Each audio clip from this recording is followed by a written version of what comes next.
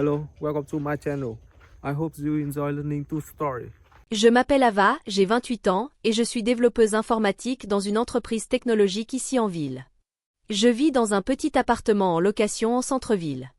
Ma mère est morte quand j'avais 11 ans. Pendant 2 ans, il n'y a eu que mon père et moi. On était très proches. Il était tout ce que j'avais, et je croyais être tout ce qu'il avait aussi. Puis il a rencontré Karine. Ils se sont mariés quand j'avais 13 ans. Karine a emménagé chez nous avec ses 2 filles, Manon et Chloé. Elles étaient un peu plus âgées que moi. Manon avait 15 ans, Chloé 14. Dès qu'elles ont passé le seuil de la porte, tout a changé. Karine a immédiatement pris le contrôle de la maison. Elle a déplacé les meubles, redécoré les pièces, imposé de nouvelles règles, et mon père a tout accepté sans broncher.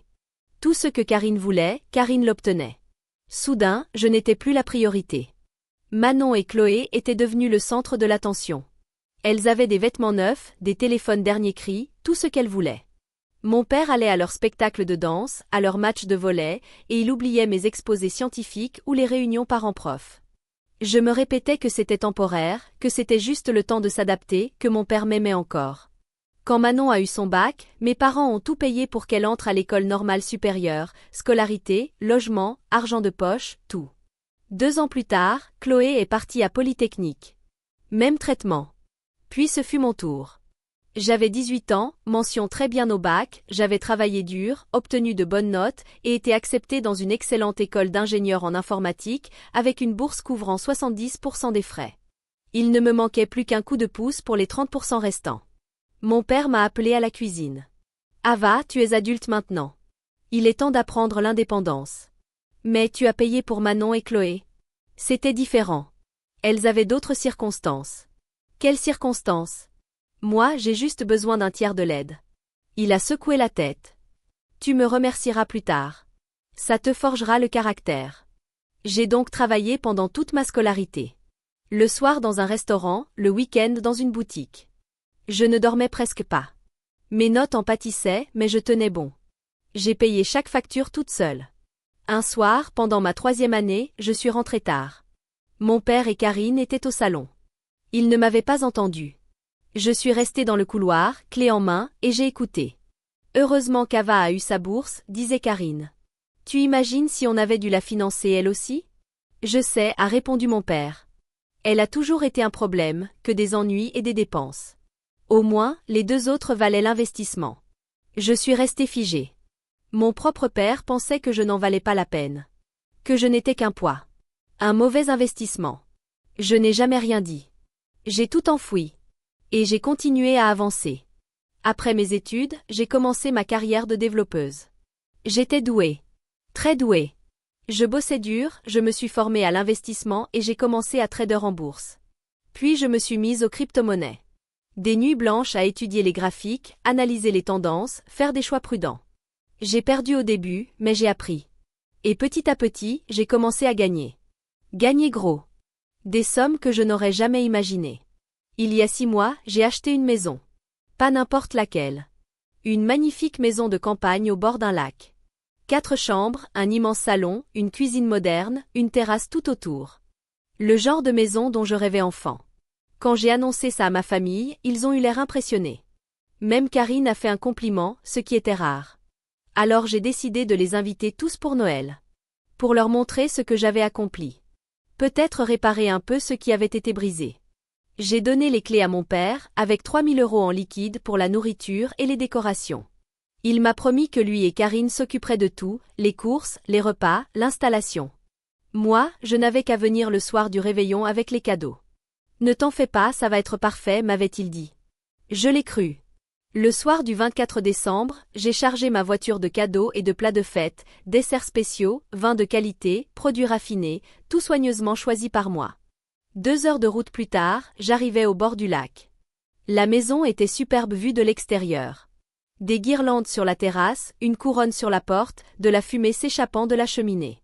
À travers la fenêtre, je voyais le sapin brillant, décoré. Magique. Je suis montée avec mon premier sac de cadeaux. J'ai frappé à la porte. C'est Manon qui a ouvert, avec la chaîne de sécurité encore mise. Je ne voyais qu'un morceau de son visage. Qu'est-ce que tu fais là? Comment ça? C'est le réveillon. C'est ma maison. On a décidé de passer Noël en famille. Sans toi. Derrière, j'ai entendu des rires. La voix de Karine, le rire de Chloé, le gloussement de mon père, et la voix de Bruno, le fiancé de Manon. Manon, c'est ma maison. C'est moi qui l'ai achetée. Vous n'avez pas le droit. Elle m'a coupé. Au revoir, Ava. Et la porte a claqué. Je suis restée là, dans le froid, un sac de cadeaux dans les bras, devant ma propre porte. Ma maison. Celle que j'avais payée, avec l'argent de mon travail acharné. Celle où je les avais invités. Et ils m'avaient enfermée dehors. La température baissait.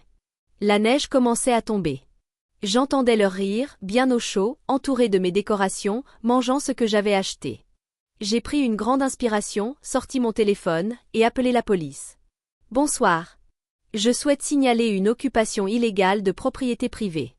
J'ai expliqué la situation calmement, donné l'adresse, et précisé que j'avais tous les documents de propriété sur mon téléphone. Des copies numériques de tout, actes notariés, compromis de vente, relevés fiscaux, tout était en règle. Très bien, madame, les agents sont en route. Restez dehors et attendez-les. Je suis retournée dans ma voiture pour me réchauffer. À travers la vitre, je les voyais. Karine servait du vin. Chloé riait à une blague de Bruno. Mon père découpait ce qui ressemblait à une dinde. Manon plaçait des cadeaux sous le sapin. Ils avaient l'air heureux. Détendus. Chez moi. Dans la maison que j'avais payée, avec l'argent que je leur avais donné. 20 minutes plus tard, 2 voitures de police sont arrivées. 2 agents en sont descendus, sérieux malgré le réveillon. C'est vous la propriétaire? Oui. J'ai tous les papiers ici. Je leur ai montré les documents sur mon téléphone. Ils ont vérifié l'acte, mon identité, l'adresse. L'un d'eux a hoché la tête. C'est bien votre propriété. Aucune ambiguïté. Ils refusent de me laisser entrer. Ma demi-sœur m'a dit qu'il voulait fêter Noël en famille, sans moi. Dans ma propre maison. L'agent a levé les sourcils. On va régler ça. Ils ont marché jusqu'à la porte d'entrée et ont frappé. Des coups forts. Officiels. Le genre de coup qui ne plaisante pas. C'est Bruno qui a ouvert. Il a blêmi en voyant les uniformes. Bonsoir monsieur. Nous devons parler à tout le monde dans la maison. Bruno s'est écarté. Les policiers sont entrés. Je suis restée derrière eux. Karine est sortie de la cuisine, son verre de vin à la main. En voyant la police, elle a tout de suite pris un air faussement inquiet. Officier, quel est le problème? C'est juste une histoire de famille. Le premier policier a secoué la tête. Non, madame. Ce n'est pas une affaire de famille. C'est une intrusion illégale dans une propriété privée. Cette maison appartient à cette femme. Il a pointé du doigt moi. Le visage de Karine s'est durci. Mais on est une famille. Elle nous a invités. Je suis avancée. Je vous ai invité à célébrer Noël, pas à m'enfermer dehors. Manon m'a dit que vous ne vouliez passer les fêtes qu'avec la vraie famille. Que je ne faisais pas partie de ça. Mon père est apparu dans l'embrasure de la porte. Il avait l'air choqué de me voir là, avec des policiers. Ava, qu'est-ce qu'il se passe? Tu as enfermé ta propre fille dehors, à Noël. Voilà ce qu'il se passe. Karine a tenté une autre approche, sourire doux sur le visage. Officier, c'est juste un malentendu. On préparait les choses, on ne voulait pas vraiment l'exclure. L'agent l'a interrompu. Madame, nous avons confirmé la propriété. Cette maison n'est pas la vôtre. Vous avez 5 minutes pour récupérer vos affaires essentielles et quitter les lieux. Sinon, on vous arrête tous pour violation de domicile. Le teint de Karine a viré au blanc. Chloé a accouru, paniquée. Manon et Bruno étaient figés. 5 minutes, a répété l'agent. Ça commence maintenant. Le chaos a éclaté. Karine s'est mise à rassembler des affaires en vitesse.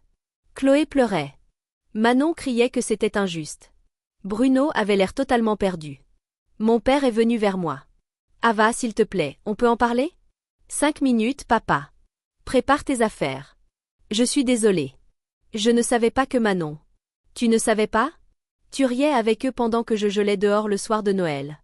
Devant ma maison. Il a voulu répondre, mais l'agent s'est interposé. Monsieur, préparez vos affaires.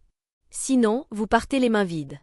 Ils se sont mis à courir dans tous les sens, jetant des vêtements dans des sacs, attrapant téléphone et portefeuille. Karine répétait que c'était absurde. Chloé pleurait toujours. Manon ramassait ses cadeaux sous le sapin. En passant près de moi, Manon a murmuré. Tu vas le regretter. Mais sa voix tremblait. Ce n'était pas une menace, juste une peur vide. Mon père a été le dernier à sortir. Il s'est tourné une dernière fois vers moi. Ava, je suis vraiment désolée. Je l'ai regardé droit dans les yeux. Tu as toujours été comme ça. Tu les as toujours choisis eux. Ta deuxième famille. Moi, je suis juste le reste de la première. Il n'a pas protesté. Il a juste baissé la tête et est parti. Les policiers les ont escortés jusqu'à leur voiture, veillant à ce qu'ils quittent bien les lieux. Une fois les véhicules disparus, ils sont revenus vers moi. C'est bon, madame. Ils ne reviendront pas cette nuit. S'ils tentent quoi que ce soit, appelez-nous. Ils sont repartis. Et j'ai été enfin seule. Je suis entrée dans ma maison. La chaleur m'a enveloppée. Le feu crépitait dans la cheminée. Le sapin brillait. L'odeur du repas flottait dans l'air. Tout était parfait. Ils avaient bien décoré. Avec mes 3000 €. J'ai laissé tomber mes sacs et me suis assise sur le canapé. La maison était calme maintenant. Juste moi et le feu qui crépite. Puis j'ai vu quelque chose. Coincé entre les coussins du canapé, un téléphone. Celui de Karine. Elle l'avait oublié dans la panique. Je l'ai ramassé. L'écran s'est allumé. Aucun code. Aucun verrou. Tout était ouvert. Je savais que je ne devrais pas fouiller.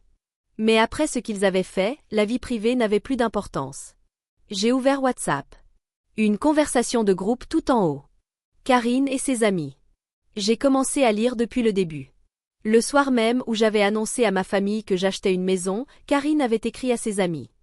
Ma belle-fille Ava se vante d'avoir acheté une maison avec l'argent de la bourse. Elle veut qu'on passe Noël là-bas. C'est elle qui paie tout. Quelle prétentieuse. Elle essaie toujours d'impressionner avec son fric. Comme si ça la rendait spéciale. J'ai continué à faire défiler. Des messages pendant des semaines. Elle croit qu'en achetant une belle maison, on va enfin l'accepter. Toujours la même gamine désespérée qui cherche à se faire aimer. Elle nous donne même de l'argent pour la fête. Au moins, elle sert à quelque chose. Puis je suis tombée sur un message envoyé quelques heures avant mon arrivée. On part maintenant pour la maison du lac. On arrivera avant Ava et on s'installera. Quand elle viendra après avoir tout payé, on lui dira que c'est réservé à la vraie famille. On la renverra. Comme ça, on passera un vrai Noël sans l'intruse. Ils avaient tout prémédité. Prendre mon argent, profiter de ma maison, puis me mettre à la porte. Je suis restée là à lire message après message. Des années de moquerie, de mépris, de jalousie, tout noir sur blanc. J'ai reposé le téléphone, le regard perdu dans les flammes. Puis j'ai pris le mien et j'ai appelé mon amie Olivia. Joyeux réveillon, Ava. Olivia. Il s'est passé quelque chose. Tu peux venir à la maison du lac? Et emmène Michel, Emma et Jacques s'ils sont disponibles. J'ai besoin de ma vraie famille ce soir. On arrive tout de suite. J'ai raccroché puis regardé autour de moi. Il était temps de reprendre possession de ma maison. En attendant mes amis, j'ai commencé à effacer toute trace de ma famille. Au-dessus de la cheminée, cette chaussette de Noël était accrochée. C'est une pour chacun d'eux, Karine, mon père, Manon, Chloé, Bruno, et sans doute 2 autres pour des invités ou pour la déco. J'en ai enlevé 6. J'ai laissé la mienne. Et j'ai jeté les 6 autres dans le feu. Les voir brûler m'a soulagée. Ensuite, j'ai fait le tour de la maison. J'ai retiré leurs verres, leurs assiettes, leurs décorations. Tout ce qui me rappelait eux. Quand la voiture d'Olivia s'est garée devant la maison, tout avait déjà changé. L'endroit semblait différent. Plus clair, plus calme. Plus moi. Olivia a ouvert la porte en trombe, suivie de Michel, Emma et Jacques. Tous avaient l'air inquiets. Qu'est-ce qu'il s'est passé? M'a demandé Olivia en me serrant fort dans ses bras. Je leur ai tout raconté. La porte verrouillée. Les mots de Manon sur la vraie famille. La police. Le téléphone de Karine. Tous les messages. Le visage de Michel s'est assombri. Il travaille dans un cabinet d'avocats spécialisé en contentieux civil. Il a vu des gens horribles dans sa carrière, mais là, il était sincèrement écœuré. Je peux voir ce téléphone? M'a-t-il demandé. Je lui ai tendu. Il a lu tous les messages, un par un, l'air de plus en plus grave. Pendant ce temps, Emma et Jacques étaient déjà dans la cuisine, en train de réchauffer les plats. Olivia s'est assise à côté de moi, m'a pris la main. Tu sais ce qu'on va faire ce soir? Me dit-elle. On va passer le plus beau Noël de ta vie. Juste nous. Ta vraie famille. Pour la première fois ce soir-là, j'ai souri. On a dîné ensemble. On a ri, partagé des souvenirs, bu le vin que j'avais apporté. La maison s'est remplie de chaleur, de joie authentique. Pas de faux semblants. Pas de tension. Pas ce sentiment constant d'être de trop. Juste des amis qui se soucient vraiment de moi. Après le repas, Michel est revenu avec un carnet plein de notes. J'ai un plan. Ces messages sont de l'or. Ils prouvent la préméditation. Ils ont pris ton argent, utilisé ta maison, et t'ont volontairement exclu. C'est de la fraude, un abus de biens, au minimum. Tu proposes quoi? On leur envoie une mise en demeure officielle. Remboursement de toutes les dépenses, les 3 000 €, plus des dommages pour préjudice moral, et les frais juridiques. On joint des captures d'écran comme preuve. Et s'ils refusent de payer, on passe à la vitesse supérieure. Il a souri froidement. Ton père travaille dans une grande boîte, non? Ils tiennent à leur réputation. Et Karine dirige une association caritative. Là aussi, l'image compte. On enverra tout à leurs employeurs respectifs.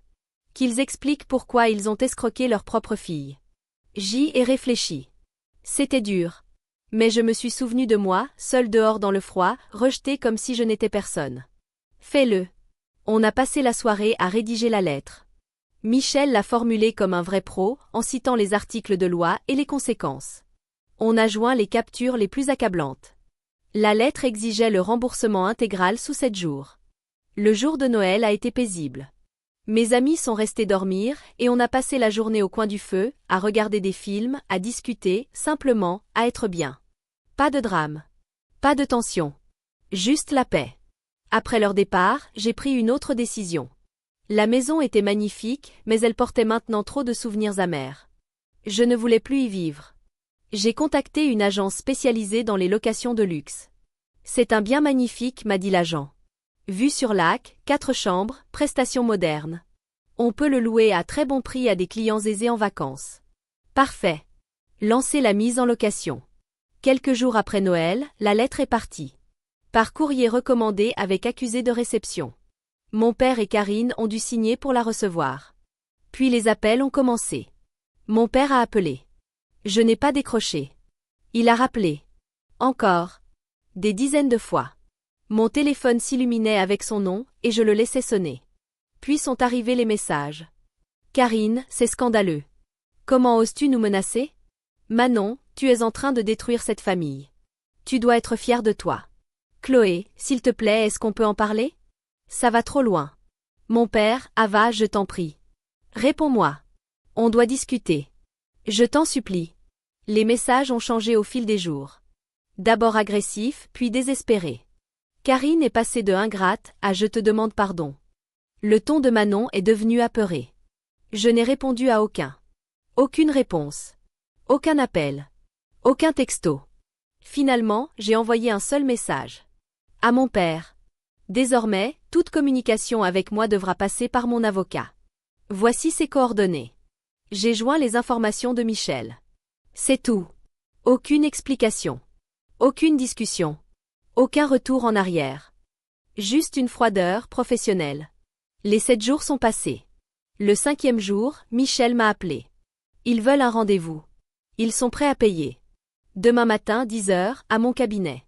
J'y serai. Ce soir-là, j'étais dans mon appartement, assise, en train de réfléchir à ce que j'allais leur dire. Une partie de moi voulait hurler. Leur dire à quel point ils m'avaient blessée pendant toutes ces années. Une autre partie voulait juste que tout ça se termine. Finalement, j'ai décidé de rester simple. Prendre l'argent, dire au revoir, et passer à autre chose. Mon téléphone a vibré. Un message de Manon. Ne fais pas ça. On peut trouver un terrain d'entente. On est une famille. Je l'ai lu 2 fois, puis supprimé. Famille? Ils utilisaient ce mot encore et encore, mais ils n'avaient jamais compris ce qu'il signifiait. Demain, j'allais leur montrer exactement ce que leur idée de famille avait détruit. Le cabinet était moderne, épuré, professionnel. Je suis arrivée en avance. À 10 h précises, la porte s'est ouverte. Mon père est entré le premier, suivi de Karine. Ils avaient l'air épuisés. Livides. Les traits tirés. Des cernes profondes. Ils n'avaient pas dû dormir depuis plusieurs nuits. Les mains de mon père tremblaient quand il s'est assis. Karine essayait de garder son masque habituel, mais il craquait. Même son maquillage ne pouvait plus cacher son stress. Michel leur a fait signe de s'asseoir. Ils se sont installés en face de nous. Commençons, a dit Michel d'un ton neutre. Vous avez reçu notre courrier. Vous savez ce que nous réclamons? Karine n'a pas pu se retenir. C'est du chantage. Vous nous faites du chantage. Michel n'a même pas sourcillé. Non, Madame Peterson. Il s'agit d'une demande légale de compensation. Votre belle-fille vous a donné 3 000 € et l'accès à sa propriété. Vous avez pris les deux, puis vous l'avez volontairement exclue de sa propre maison. C'est une fraude et un abus de biens. Les messages sur votre téléphone prouvent la préméditation. Le visage de Karine a rougi. Ces messages étaient privés. Vous avez laissé ce téléphone dans sa maison, dans une propriété lui appartenant légalement. Tout ce qui y est trouvé pendant un usage légitime relève de ses droits. Mon père a alors sorti une enveloppe de sa veste, les mains tremblantes. Il l'a posée sur la table. La somme complète. Tout ce que vous avez demandé. Michel a ouvert l'enveloppe et compté. Tout y était. Bien, a-t-il dit. Je vous rappelle ceci, juridiquement, cette affaire est réglée. Mais les messages existent toujours. Si nous entendons parler de représailles, de tentatives de contact non autorisées avec ma cliente ou de propos négatifs à son encontre, nous enverrons tout à votre entreprise, Monsieur Peterson, et à votre association caritative, Madame Peterson. Vos conseils d'administration seront sans doute très intéressés de savoir comment vous traitez votre belle-fille. Mon père a aussitôt hoché la tête. Karine ne disait rien. Sa mâchoire était crispée. Nous sommes désolés, a dit mon père. Vraiment désolé pour tout. Je l'ai regardé. Ses excuses sonnaient faux. Répétez. Comme si Karine lui avait fait répéter son texte. Karine a parlé à son tour. Je m'excuse aussi. On a dépassé les bornes. C'était mal. Sa voix était plate. Sans émotion. Juste des mots qu'elle savait devoir prononcer. Je me suis levée. Michel aussi. Adieu, ai-je dit. Je ne veux plus jamais vous voir. Ni toi. Ni Manon. Ni Chloé. C'est fini. Je me suis retournée et je suis sortie. Cet après-midi-là, je suis allée dans une boutique de téléphonie. J'avais le même numéro depuis plus de 10 ans. Depuis la fac. Tout le monde l'avait. Amis, collègues, famille. Je l'ai changé. Nouveau numéro. Nouveau départ. Je ne l'ai donné ni à mon père, ni à quiconque de leur entourage. C'en était fini d'eux. Définitivement. Les semaines suivantes ont été calmes. La Maison du Lac a commencé à générer un bon revenu grâce aux locations. Les clients aisés l'adoraient. La vue, la tranquillité, les équipements modernes. Chaque mois, elle rapportait de l'argent. Je me suis concentrée sur mon travail, mes amis, ma vie. Les mois ont passé. Et j'ai commencé à me sentir plus forte. Plus confiante. Comme si je venais enfin de poser ce poids de 15 ans que je portais sur le dos. Puis un soir, en rentrant du travail, je l'ai vu. Mon père. Debout devant mon immeuble. Perdu. Brisé. Ma première envie a été de l'ignorer. De passer à côté comme si je ne l'avais pas vu. Mais il m'a aperçu avant que je puisse réagir. Ava, s'il te plaît, 5 minutes. C'est tout ce que je demande. J'aurais dû partir. Tout en moi me disait de le laisser là. Mais quelque chose dans son regard m'a retenu. Il avait l'air détruit. Vraiment détruit.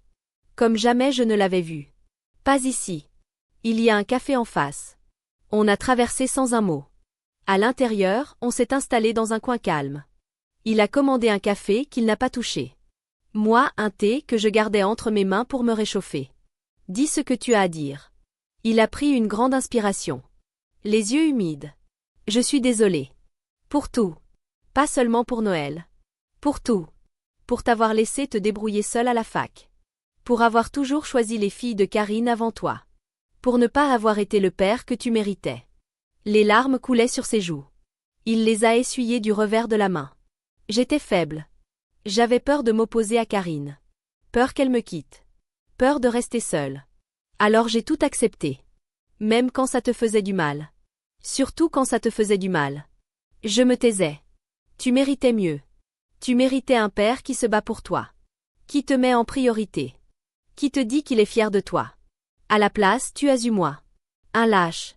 Qui a laissé sa deuxième femme traiter sa propre fille comme une étrangère.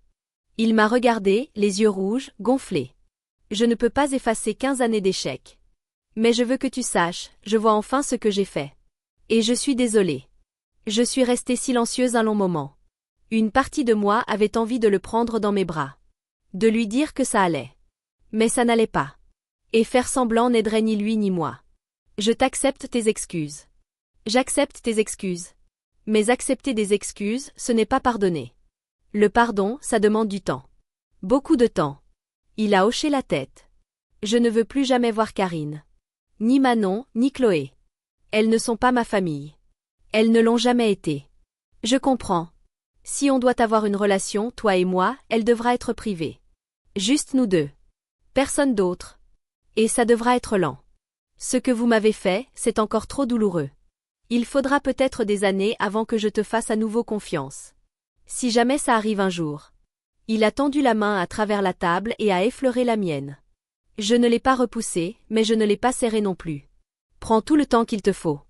Je serai là, quand tu seras prête. On a fini nos boissons en silence. Puis on s'est levé.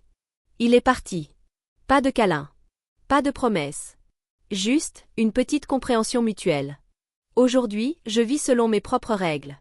La maison du lac me rapporte de l'argent. Mon travail me passionne.